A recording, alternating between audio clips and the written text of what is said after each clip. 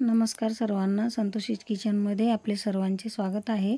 मी आज तुम्हाला साबुदाण्याचे थालीपीठ करून दाखवत आहे। त्याच्यासाठी मी रात्री साबुदाणा 1 वाटी भिजत घातला होता आणि त्याच्यासाठी लागणारे साहित्य मी 2-3 हिरव्या मिरच्या आणि 1 लाल ओली मिरची खलबत्त्यात कुटून घेतली आहे। 1 वाटी साबुदाणा, त्याच्यात 2 चमचे 1 छोटी वाटी शेंगदाण्याचं कूट, आपण कुटून घेतलेली हिरवी मिरची पेस्ट, 1 चमचा मीठ, मिरेपूड टाकायची आपल्या आवडीनुसार, 1 कच्चा बटाटा किसून घेतलेला आहे आणि 1 बटाटा उकडलेला घेतलेला आहे। याच्यामध्ये तुम्ही भगरीचे पीठ पण टाकू शकता। भगरीचे पीठ टाकल्यामुळे छान बाइंडिंग येते या थालीपीठला। आज माझ्याकडे अवेलेबल नव्हते त्याच्यामुळे मी टाकले नाही, असे पण छान होतात। 1 चमचा दही टाकून घेतलंय, त्यात सर्व छान मिक्स करायचं।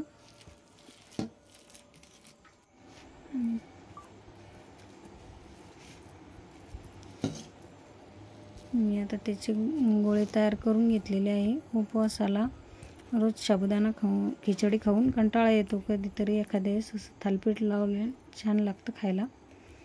पॅनला तूप लावून घेतलं, तुम्ही तेल वापरत असाल तर तेल पण वापरू शकता आणि मी डायरेक्ट त्याच्यात टाकणार आहे।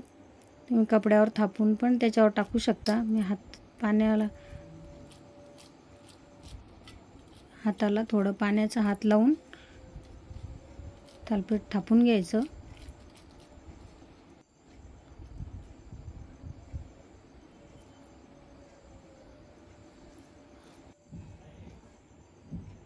वरतून परत थोडं तूप टाकून झाकून ठेवायचं।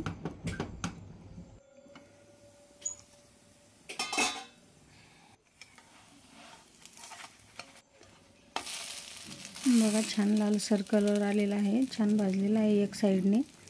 दुसऱ्या साईडने पण ह्याच पद्धतीने भाजून घ्यायचं।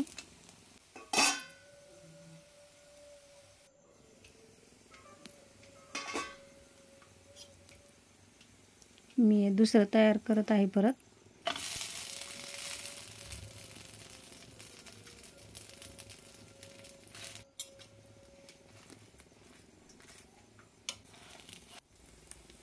आणि याच्याबरोबर खायला मी दह्यामध्ये आपण केलेली हिरवी मिरचीची पेस्ट, थोडी मिरेपूड, मीठ टाकून घेतलेलं आहे।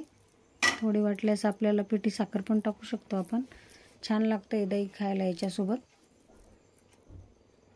लाल तिखट पण टाकलेलं आहे थोडं। छान लागतात खायला, नक्की करून बघा। व्हिडिओ आवडल्यास लाईक, शेअर, सबस्क्राईब करा।